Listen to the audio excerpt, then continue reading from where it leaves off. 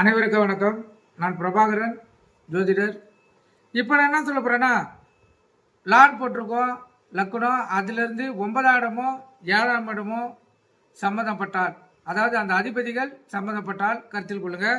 அதாவது 2 பேரும் வீடு மாறிக்கிறது, 9ஆம் அதிபதி 7ஆம் வீட்டில் இருப்பது, 7ஆம் அதிபதி 9ஆம் வீட்டில் இருப்பது, இல்லை 9ஆம் அதிபதி நட்சத்திரத்தை 7ஆம் அதிபதி வாங்குவது, 7ஆம் அதிபதி நட்சத்திரத்தை 9ஆம் அதிபதி வாங்குவது, இதெல்லாம் சம்மந்தம் தான், கருத்தில் கொள்ளுங்கள். அது வீடு பரிவர்த்தனை, இது நட்சத்திர பரிவர்த்தனை. அதே போல் 7ஆம் பரிவுகளா இந்த அதிபதிகள் பார்த்துக்கினாலும் இதே போல தான், கருத்தில் கொள்ளுங்க. ஜாதகருடைய திருமணத்துக்கு பிறகு அந்த ஜாதகர் பாக்கியவானாக ஆவார். அதிர்ஷ்டம் அவருக்கு ஏற்படும். அதிகமான சந்தோஷத்துடனும் நல்ல வசதியுடனும் அவருடைய வாழ்க்கை தரம் உயரும், கருத்தில் கொள்ளுங்க. அதே போல தொழில் முன்னேற்றம் ஏற்படும். தகப்பனாரின் முன்னேற்றத்துக்கு முட்டுக்கட்டையாக இந்த ஜாதகர் இருப்பார்.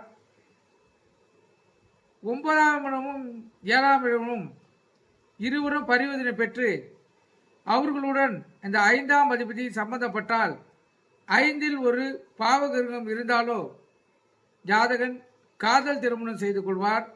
பல தடைகளையும் மீறி அவருக்கு இந்த திருமணம் நடைபெறும். இந்த ஜாதகருக்கு பெண் குழந்தைகளே அதிகம் பிறக்கும். ஆண் குழந்தைகள் பிறப்பது அபூர்வமான ஒன்றாக இருக்கும். நீங்கள் கருத்து கொண்டு பயன்படுங்க. நன்றி, வணக்கம்.